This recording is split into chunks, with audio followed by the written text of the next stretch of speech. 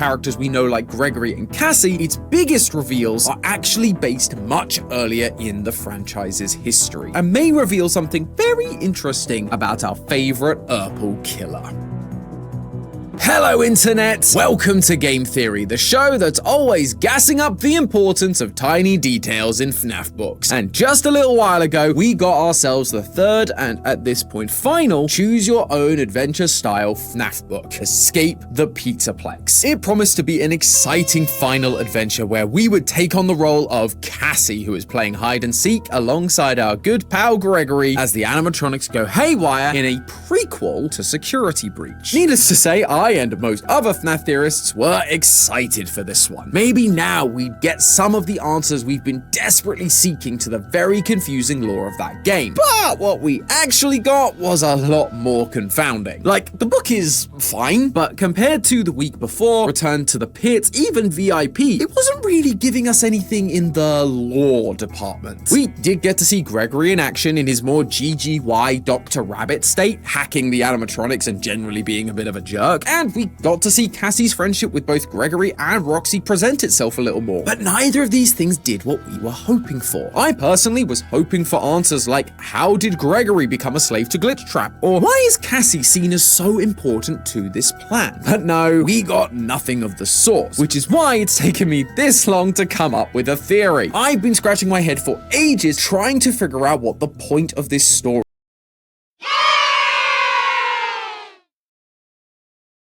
was. What was it trying to tell us? And it wasn't really until the other week when I was chatting to friend of the channel Rye Toast about this book that suddenly it hit me. I'd been looking at this all wrong. Rather than looking at the characters we know from the franchise, I needed to look at the new character it introduced. A new kind of staff bot called the Reagent, with hoses for arms and a gas canister attached to its back that it uses to incapacitate Cassie in dozens of the book's endings. Eventually, this thing is destroyed by either Cassie or Roxy, depending on the ending you get. Because this guy isn't in Security Breach, so we gotta get rid of him so we don't mess up the timeline even more. But then the question Ryan and I both had was, why? Why introduce him at all if you're just gonna have to get rid of him? Why not make it one of the other Glamrocks, or Gregory, or heck, make it the first modern appearance of the Mimic in some way? But the more I pondered and banged my head against the wall, the more I began to realize that Scott absolutely had a purpose for this character. It just wasn't to do with the current lore of the franchise. It was pointing to something much further back in the franchise's history. Something that we're likely to get a glimpse of in Secret of the Mimic very soon. The main thing we learn about this guy is that it has mysterious gas powers that it uses to incapacitate Cassie. Who's copying whose homework now, eh, Poppy? And so, just like with Poppy, the first thing I wanted to do to get to the bottom of this new character was to figure out what this mysterious gas actually is. Because when you call your character the reagent, that has consequences. A reagent is a real scientific term that refers to a substance or compound that is added to a system to cause a chemical reaction. And you know, if you're gonna use scientific terms to name your characters, we're gonna science the heck out of those characters. So what do we learn about this mysterious reagent gas? Well, the most standout parts are what it does to Cassie when she encounters it. Quote, your eyes and throat burn. The moment you move, vertigo seizes you, and you can't seem to make your arms move right. They're too heavy, as if they're made of lead. You blink, your eyes flooded with tears. Then everything goes dark. Cassie also mentions coughing, fuzzy vision, and dizziness in other parts of the book, so that's a pretty extensive list of symptoms to work with. Immediately, my mind went to something like carbon monoxide, the silent killer. It's a very common but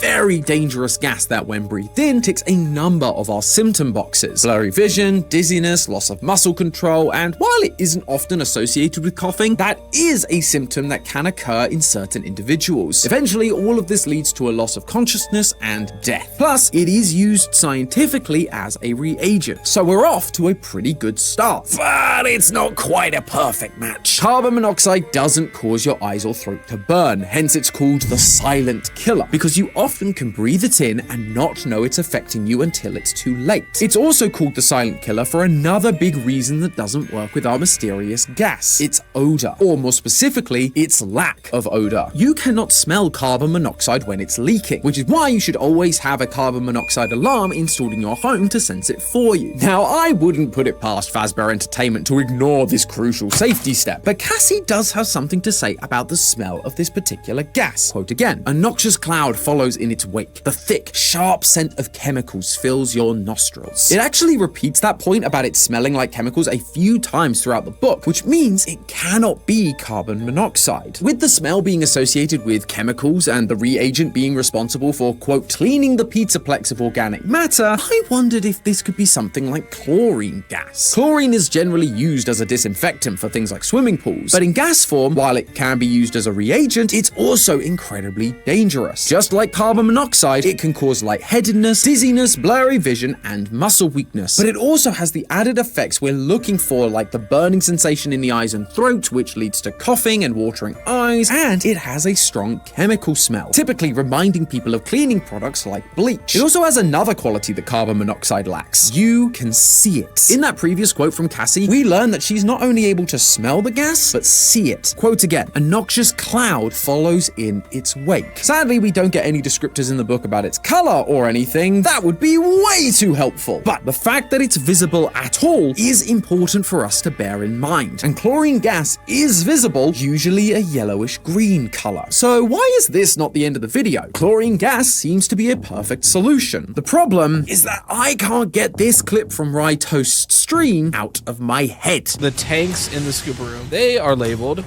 nitrogen. But these gas canisters aren't just anywhere. They're in the basement of the pizzaplex. This nitrogen is being used somewhere in the pizzaplex. And the only thing we've really seen using gas in this building is the reagents. That means that the most likely suspect for the gas being used within Fazbear is a nitrogen-based gas, which, as you can tell by the name, chlorine is not. So we gotta try again. We need a gas that is visible, smells of chemicals, burns the eyes and throat, causes dizziness, heavy limbs, passing out be nitrogen-based and be some kind of reagent. This is becoming way more complicated than I intended. Who'd have thought that a game about a possessed animatronic nightmare wouldn't follow the logical rules of the real world? But I'm nothing if not determined, and so I did what any logical, sane person would do in this situation. I looked up every single nitrogen-based gas that has ever existed and compared it to our symptoms. I'd like to say it was fun, but even the nerd in me was screaming, but it was made a little easier. Thanks to this video's sponsor, Opera. Thanks to Opera, I was able to use the split screen mode to keep up my list of symptoms right next to the research papers I had on each specific gas, working and updating them both simultaneously. Plus, with Aria, I was able to get a summary of any of these papers in seconds. All I had to do was use a quick shortcut to open up the command line, and I was off to the animatronic races. I was even able to use Aria's image recognition to help me identify mysterious liquids and gases that came up during my research, making the whole process a lot less painful than it could have been. I mean, FNAF is always pretty painful, but you get what I mean. The only other thing that usually keeps me calm while I'm working on this sort of stuff is listening to lo-fi music, and again, Opera had me covered because with their player, I'm able to control what I'm listening to right in the browser, regardless of what service I use. Apple Music, Spotify, YouTube Music, and more. It's all right there and easy to use. Just hover over the player icon in the sidebar and I can pause or skip whenever I need to. I can even detach the player and move it freely inside the browser or completely outside of it. That combined with Opera's themes, which allow me to customize the UI, sounds, and add smooth animated backgrounds, truly make the vibes of my work experience immaculate, providing you ignore the creepy implications of the research I have open in said browser. But if you want to join me in the future of browsing, use the link down in the description to download Opera today. Thanks again to Opera for sponsoring this video and keeping me sane. But now, where did all that research take me? Well, as I crossed off options from the list, I was left with only one possibility. Something I'd never heard of. Dinitrogen tetroxide. It has a sharp and pungent smell of chemicals. If breathed in, it can lead to every symptom we've mentioned. As the name suggests, it's nitrogen-based, and while it is by default colorless, dinitrogen tetroxide has a fun little quirk that solves that problem. It exists in a permanent state of equilibrium with another gas, nitrogen dioxide. Dinitrogen tetroxide literally cannot exist without nitrogen dioxide because both chemicals share a reversible chemical reaction. Dinitrogen tetroxide breaks apart into nitrogen dioxide, and nitrogen dioxide molecules combine to create dinitrogen tetroxide. And this reaction is happening constantly, not only creating a weird chemical concoction, which is exactly how the book describes this substance, by the way, but it also changes the color to a reddish brown. And if that wasn't enough of a clincher, dinitrogen tetroxide has one other very interesting effect. Much like the other gases we've mentioned, it is a reagent. It helps create chemical reactions between a number of different compounds. The type of reaction that caught my attention was that dinitrogen tetroxide can react with a number of different metals to form what are called metal nitrates, and these can then be used in future reactions to combine the metal compounds with carbon-based organic compounds. Now, where have I heard of that kind of combination before? Oh, that's right, remnants. Remnants? Yes, in this universe, the soul is a tangible thing that exists. It's not just some ethereal thing. It physically is attached to the metal, and when you melt down that metal, it remains attached, which led to the creation of the fun times. The soul is a real thing, and if it's a real thing for us organic, carbon-based life forms, then it too could be considered organic matter, meaning that this gas reagent is all part of turning these kids into remnant, just like Rye theorized about in a recent video. It's also worth considering that Rye found these canisters in the scooping room of Ruin, and the scoop blueprints we got from FNAF 6 revealed to us that the scoop was designed to inject remnant into animatronics. Or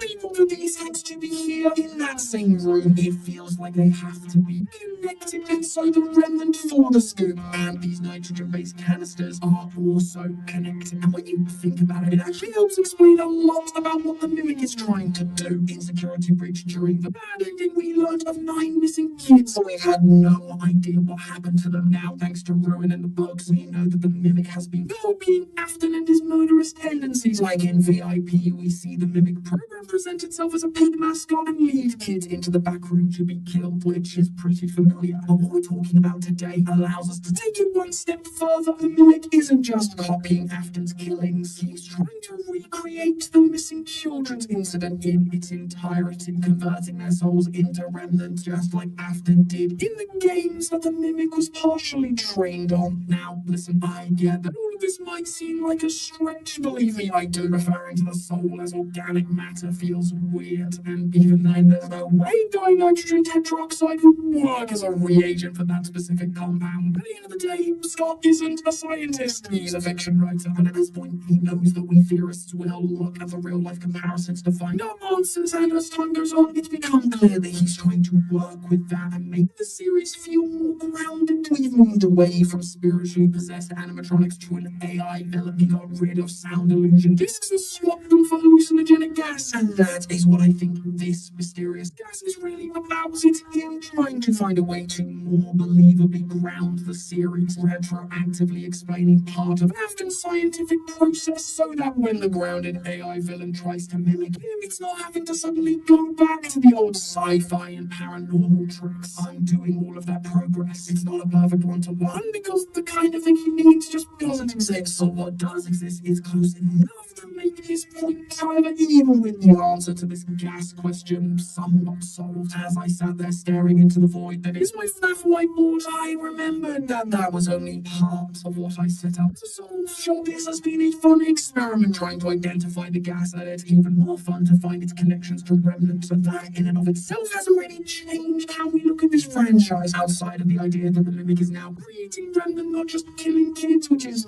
fine, but it's not exactly mind-blowing. It doesn't help us understand where this franchise is going, and despite all of this effort, I didn't feel any closer to actually solving the mystery I set out to. Why did Scott introduce us to a brand new character who, in the end, suffers from the classic prequel issue of having to be gone before the end of the book because he wasn't in Security Breach? Legitimately, at this point, I was at a loss. I was ready to throw this entire theory out and just act like the book didn't even exist. That was until Dorco's interview with Evan Lampy, the creative director of Secret of the Mimic. How carefully are you pulling the books? in consideration of Secret of the Mimic, we've actually been talking about making this game for a long time, and we were developing the game kind of while these books are coming out. It's interesting to work kind of in dual mediums. Secret of the Mimic was being developed alongside the books. They are directly influencing each other. Once again, I'd been looking at this all wrong. Escape the Pizzaplex appeared to be about security breach, but in actuality, its story is supposed to tie into Secret of the Mimic. So I went back and watched the trailer over and over again, looking for something that connected this game to the weird reagent we've been analyzing. And guys, I think I found something big. In this trailer, there is a new character, Dolly the nurse. Well, I say new. We've actually heard from Dolly before. During the first aid minigame in Help Wanted 2, there's a voice that speaks to us over the intercom that in the game files is referred to as Carnival Nurse, as in Fall Fest, which takes place in the 1970s, just like Secret of the Mimic. And now we get to see her firsthand in all of her creepy doll-like glory. But tell me, do you notice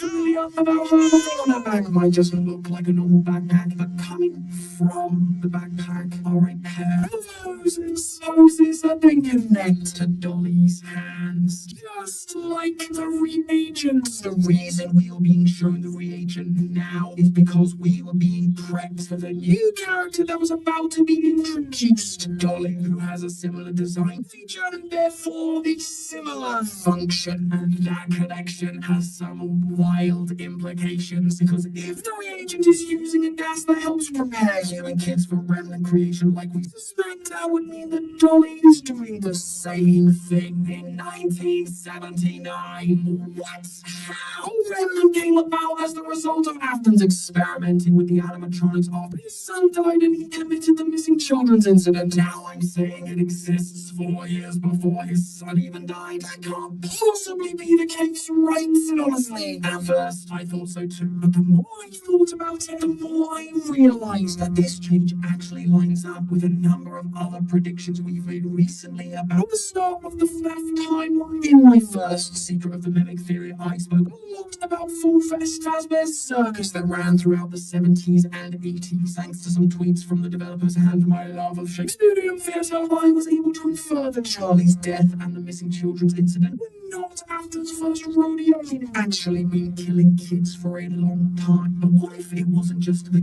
killing that had been going on for a long time, but the experimentation as well? In earlier parts of the franchise, it felt like Afton was always the businessman, while Henry was the animatronic genius. But as time went on, we were shown that actually William was also a bit of a scientific genius himself. However, in the fourth closet, he tells us that there is a crucial difference between him and Henry's design, something he called the spark of life. Henry was able to make his animatronics feel alive, something Afton was unable to achieve on his own. But he was desperate to figure it out, so why wouldn't he begin experimenting, trying to figure out how to get life into his animatronic creations? Back in my initial theory, I didn't really have much of an explanation as to why Afton was killing all those years ago, other than he was just a bad man. But this would actually give it some level of purpose. He's not killing aimlessly or for fun. He's doing it because he needs to beat Henry. I also theorized recently that Afton always had an accomplice in his murders, based on the inclusion of a plush baby luring us to be killed by a yellow rabbit in Return to the Pit, which took place in 1985. I concluded that we were being shown the baby has always been there to assist Afton, even as far back as Fall Fest. I wondered if maybe Secret of the Mimic would reveal what that looked like, and well, Dolly could be the one I was looking for. She does have some very similar design features to Baby, from the fun-time split face to the arm joints being almost identical to Baby's. Even the medical symbol in the middle of her midsection looks similar to the fan that Baby has in her midsection. Plus, they're both voiced by Heather Masters. It's a small thing that we can't put too much weight on, but I figured it was worth mentioning. Dolly would also be the perfect accomplice for Afton during the Fall Fest Carnival era. He'd be able to hide all his murders in a medical tent out of sight point where regular people aren't able to go. He'd have all the medical tools he could possibly need. And in 1979, no one's gonna question the nitrogen gas canisters because nitrous oxide, i.e. laughing gas, was still used in medical practices until the mid-80s. And the cherry on top of all of this is that if I'm right, it massively changes Afton's entire motivation during the original series of games, and the oh so famous line that he gives his son before he dies: "I will put you back together." This line has often been used as Afton's main driving force. From here, he would go on to kill some kids and learn about the secrets of Remnant. But I remember when we were writing our Ultimate Timeline, we kinda had to fudge the evidence a bit when it came to how he knew that killing kids would be the solution. The best we could come up with is that he'd seen it in characters like Baby or the puppets, all of which makes that line more of a hope, a desperate father just trying to save his son. But now, if a Remnant experiment had been going on since the 70s, this line becomes a certainty. The reason Afton knew he'd have to kill the missing children and put them into suits is because, by this point, he'd have some pretty solid understanding of how it worked. He'd been experimenting with souls and position and Remnant for the last 4 years. When he sees his dying son, he tells him it's going to be okay and that he'll put him back together because he knows it's possible. He just needed some more test subjects like he'd had all the way back in 1979.